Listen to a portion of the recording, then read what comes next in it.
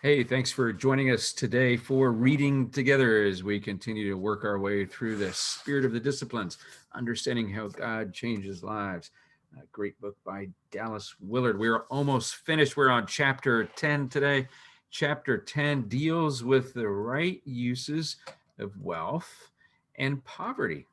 Here's the first thing we're going to look at. First thing Willard says, he says the idealization of poverty is one of the most dangerous illusions of Christians in the contemporary world.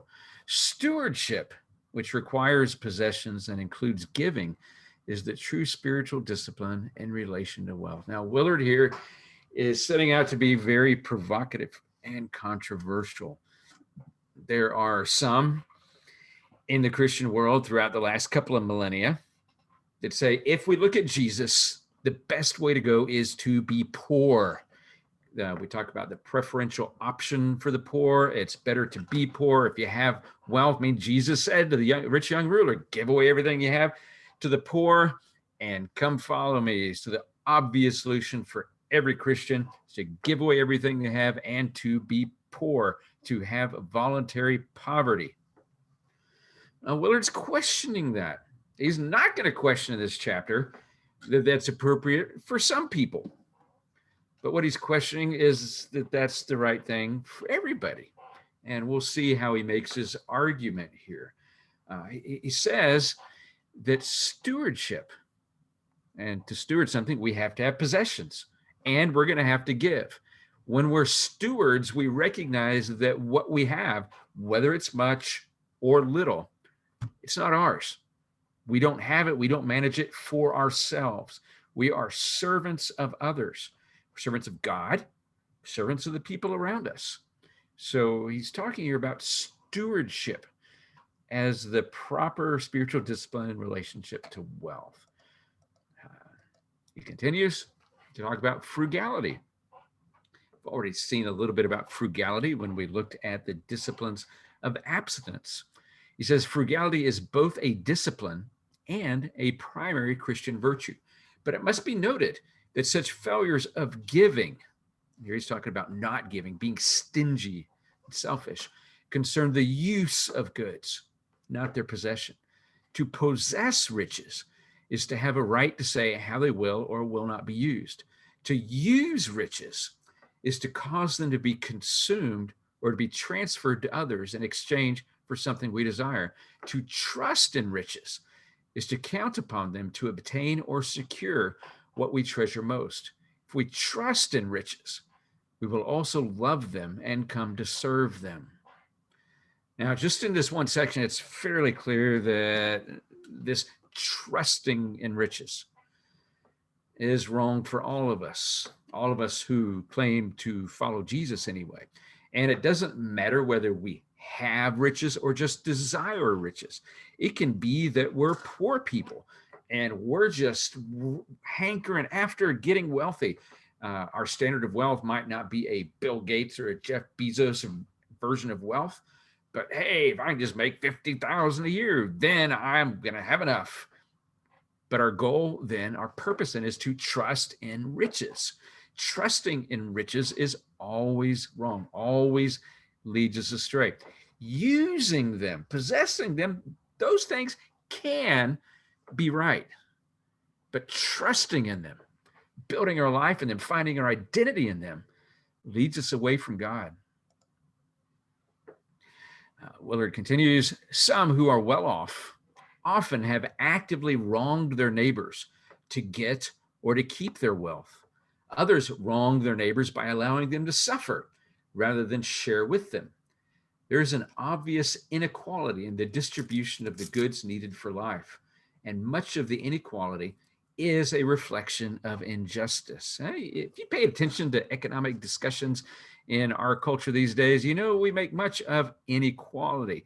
You've probably heard how over the last generation, the rich, the people at the very top, have become much richer. They've gotten a much larger percentage of the total pie, if we want to use that metaphor, than the people at the bottom. During the last 9 months, while we've been going through the pandemic and a major economic downturn, people at the top are, for the most part, doing pretty well. Stock market's up, their businesses are doing well, big income, they're doing great. There's a lot of people at the bottom. They're not doing so great. Especially, I think, people work in restaurants, food service industry, travel industry. These people are hurting.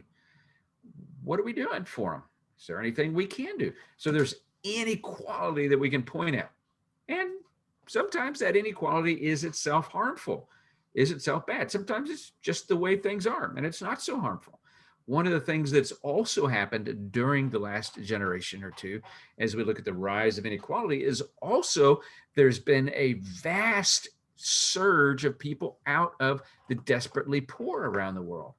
Those that don't have any food, those that have no place to live, there's much fewer of that. Radical poverty is on the decline, even while inequality between the top and the bottom is increasing. So what are some of the things that we can do, we who are well off, and compared to most people in the world, we in America, we're pretty well off. But even just relative to the people around us here, many of you who are listening, you're okay, you're well off. Some of us, we wrong our neighbors in the way we get what we have or the way that we keep what we have. This can sometimes get on our consciences, maybe. When we look at history and we look at the ways that we of European descent, how our ancestors came to the country and said, oh, the land is empty, it's free for the taking.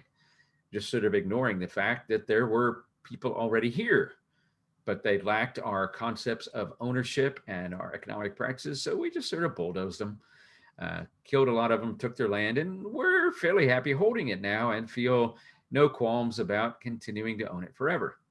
Also, in many places, we have taken advantage of our neighbors. Sometimes we could justify that. Oh, they're black, or they're Hispanic, or they're white, or they're in some category or another, so we're okay taking what they have. Well, it's injustice. Let's see, misuse. There are ways to misuse wealth. Willard says the wealthy also obviously and persistently misuse their wealth in many ways. The first way he mentions is decadent luxury. So much stuff that we have in conspicuous consumption. Our houses, multiple houses. Our cars, multiple cars. And they're luxurious cars. Our vacations, our travels, our clothes. So many ways in which we're decadently luxurious. We also misuse our wealth in coercing the poor, making the poor serve us. Sometimes in menial jobs, sometimes in torturous conditions. I remember when I was in seminary in Kentucky, we lived out in the holy city of Wilmore. And when we drove into Lexington, the big city, I mean, Lexington is the center of horse country.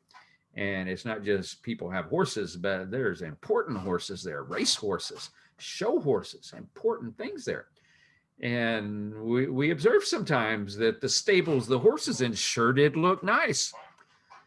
In fact, the stables looked way nicer than the houses of the people that worked for them. See, misuse of wealth also is the support of harmful practices and evil people through our investments. Hey, we don't really care what you're doing in your business as long as you give us a good return on our money. If we have a good ROI, return on our investment, then yeah, it's okay if you're making weapons that destroy the world. It's okay if you're polluting the earth. It's okay if you're abusing people and paying them below minimum wage. But yeah, we're getting a return, so that's okay. Then, of course, there's that last one that we've already mentioned, misuse of wealth, which is trusting and serving it. Willard points at John Wesley. I'm a Methodist, so spend a lot of time looking at Wesley and his teaching and money. Willard is not excited about Wesley. He thinks Wesley bought too much into the ethic of poverty. But let's see what he says right here. He says, quoting Wesley, true scriptural Christianity has a tendency in the process of time to undermine and destroy itself. I think here of some of the economic teaching that looks at how capitalism raises up successful, and I'm thinking here successful in terms of monetary income, produces wealth, and then the next generation of students, of people in those families They turn away from business. They turn away from acquiring wealth and become critics of wealth and the capitalist system that got them their wealth. So capitalism is not self-sustaining in that way. But Wesley here is talking about scriptural Christianity. If we live obedient to God in the area of money, then we're going to gain more money because God's way with money is just plain wise.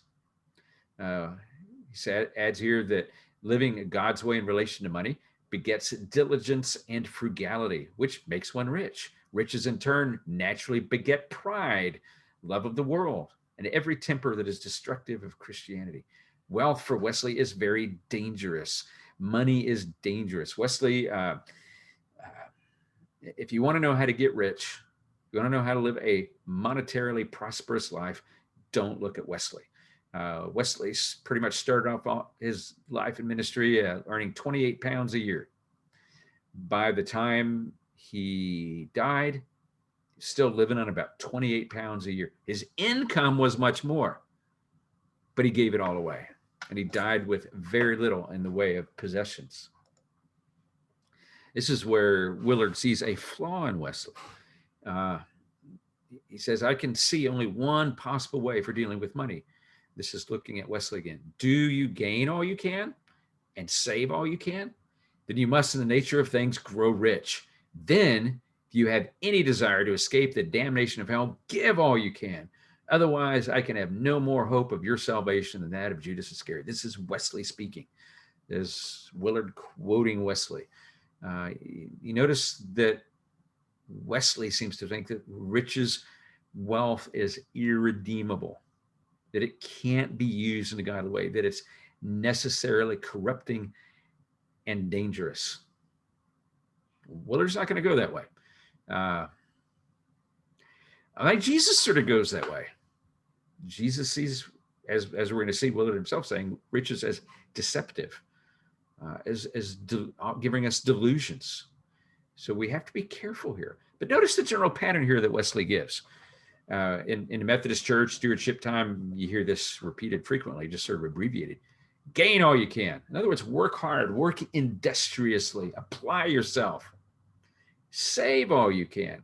Now, when we today hear the admonition to save all we can, what we think it's saying is put money in the bank. But that's not what Wesley's saying. What Wesley's saying is don't spend. He's not talking about building a big bank account here. He's saying be frugal.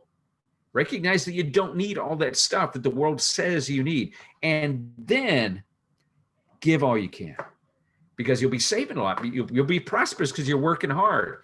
You'll have a lot extra, a lot left over because you're frugal. But then give, be generous. Willard does jump immediately into talking about deceitfulness of riches.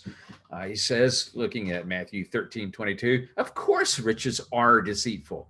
In the absence of a vividly superior life in God's kingdom, wealth creates in most of us.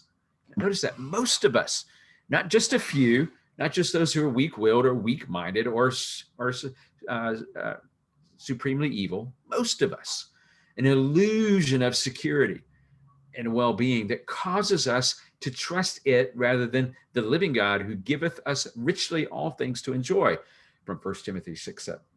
It may also be said with assurance that most rich people do trust and serve mammon, but the delusions caused by possessions cannot be prevented by having none.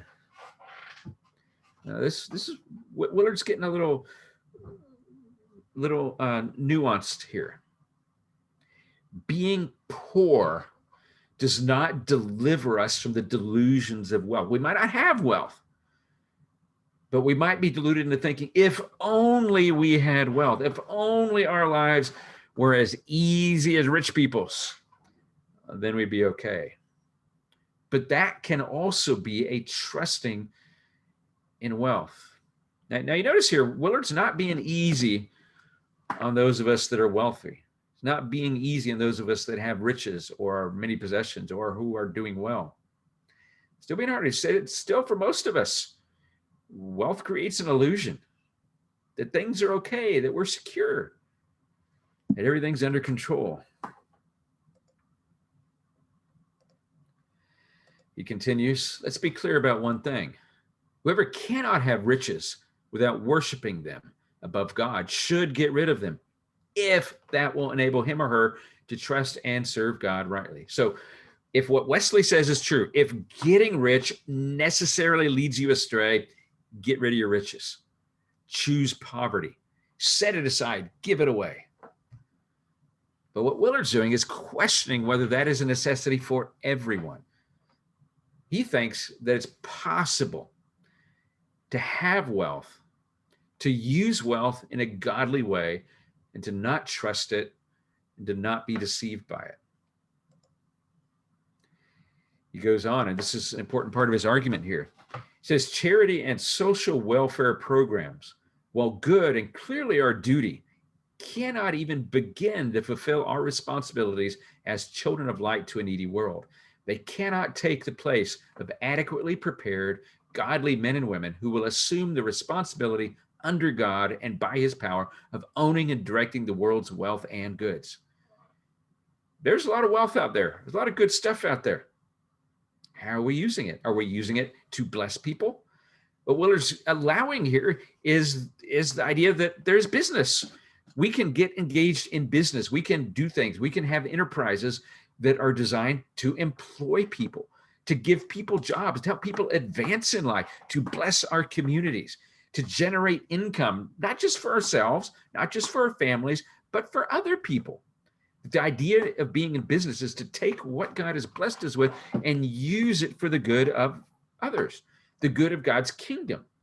And sure, we might imagine sometimes that a system in which everybody was provided for by the government, by those social welfare programs, hey, that'd be ideal. Nobody be greedy, nobody be wealthy. I haven't seen that when I look at world history. I haven't seen that when I look across cultures. Cultures that might aim at that, like Soviet Union, there's plenty of ways to manipulate the system and make sure that not everybody was quite as equal as everybody else. But Willard's saying here that we can use our wealth, use our riches, however they might be, to bless others, to build others up. Goes on to talk about living in poverty. The life for the poverty-stricken is simple, only in the sense that the motions of a person in a straitjacket tied to a tree are simple. There's not much to them. How'd you like to be in a straitjacket? How'd you like to be in a straitjacket tied to a tree? What can you do? Well, your life is pretty simple. If somebody comes by and puts food in your mouth, you might eat. Otherwise, you're going to die. Now, we don't want that kind of simplicity. He continues, no one is more torn and fragmented by the manifold demands of life than the poor. They just can't do much about them. One of the few luxuries enjoyed by people of all ranks in life is speculating how much better life is for those in other positions. Oh yeah, it's such a blessing to be poor. Then you don't have the worries of making the payroll for your company. You don't have to worry about whether you're taking your vacation in Paris or in London or doing a safari in Africa. You don't have to worry about maintaining multiple cars or multiple homes. No. Willard recognizes that being poor, real poverty, is hard. It's torturous. It's suffering, real suffering for people. So we shouldn't romanticize it. We shouldn't say, oh yeah, everybody should be poor. The objective, Willard would say, economically, is to bring people up, not necessarily to knock people down. So we, in our use of riches, wealth, resources, we as stewards of the blessings of God, are stewards to bring people up, to come alongside people, discern their needs, and help them advance, help them meet their needs so they can have the dignity of providing for themselves and their family and not just having a handout. Yeah, sometimes a handout is necessary. Sometimes a handout is desperately needed and is the perfect way to obey God. But sometimes it's more long-term. Sometimes it's giving people not just a handout today, but maybe helping them find a job, maybe helping them develop job skills, maybe seeing their family through for a while, maybe giving them scholarships, tutoring their kids. He talks about how Jesus startles us. He says, Jesus' teaching does not lay out safe generalizations by which we can engineer a happy life. Instead, it is designed to startle us out of our prejudices and direct us into a new way of thinking and acting. It's designed to open us up to experience the reign of God right where we are, initiating an unpredictable process of personal growth in vivid fellowship with Him. This is the key.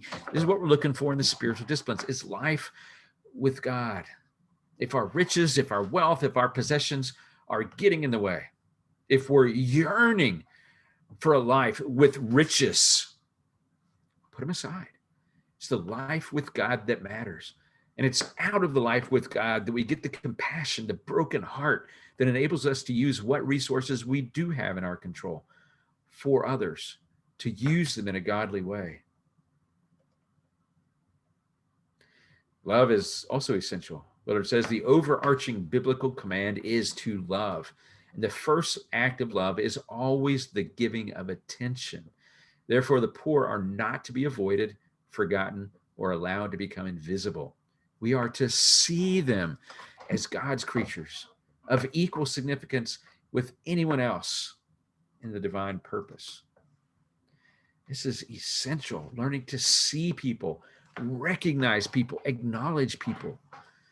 When we're walking down the street in a big city and there's a homeless person there, and it's so easy to just ignore them, pretend they're not there, avert our eyes, because we think that if we see them, we're responsible for them. We need to give them something. Yeah, well, it's saying, yeah, we're called to love them. Acknowledge their presence. It's not so hard to say good morning, or hello, or hey, I'm going out to eat. Can I get you some lunch?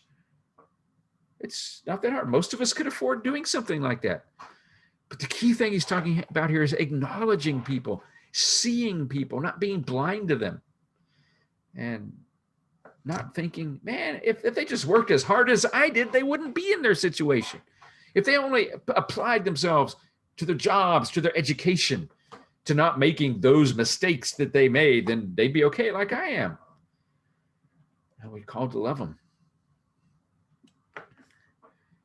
Willard adds, the most biblical of churches are permeated with favoritism toward the rich and comfortable, the beautiful and famous, or at least toward our kind of people. We cannot sustain our programs, we are told, unless we can attract and hold the right kinds of people. Yeah, we know how that is, don't we? I mean, we have these buildings to maintain. We're heavily invested in buildings in our churches and staff. I mean, paying us preachers, us staff people, got to pay the bills. We need the right kind of people who can give enough money so we can pay all the bills. But Willard adds, these people seem to have forgotten that the church's business is to make the right kind of people out of the wrong kind. And by right kind of people, he doesn't mean wealthy, he doesn't mean prosperous, he doesn't mean rich, he doesn't mean people who help us pay the bills. More often than not, the wrong kind of people in God's eyes are precisely the right kind by the world's standards, or are even our kind.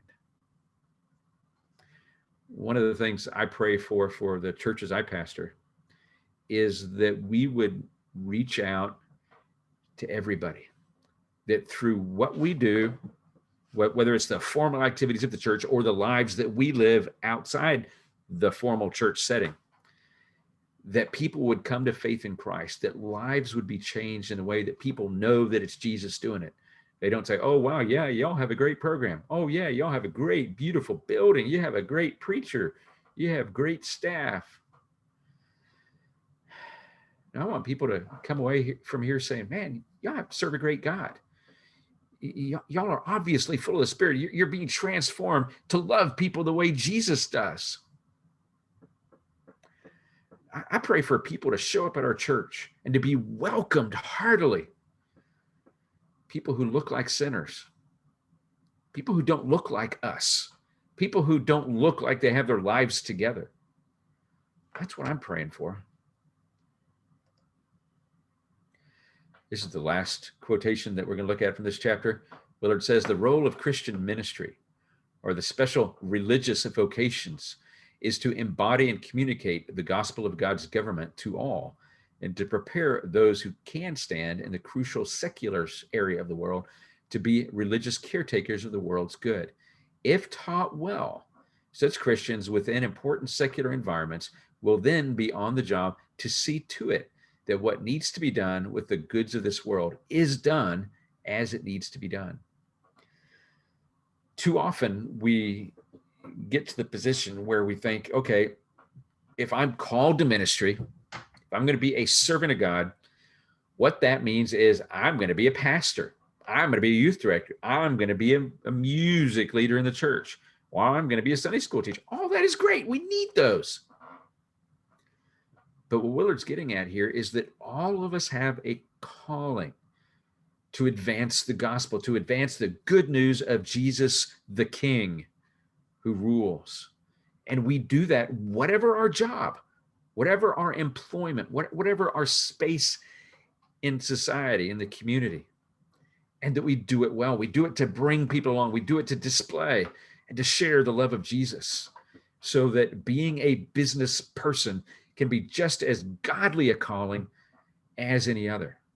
Not that becoming wealthy is God's call, but being able to use that wealth, to be able to use that business to bless people and help bring the world more in line with God's desires. That's what we're doing.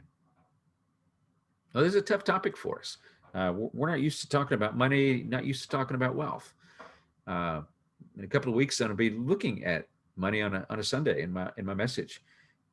This month, I'll be doing a series on how we're going through a time of testing. And one of the areas of testing is in the area of finances. And the question I'm going to ask each week is, how are we doing? Could we do better?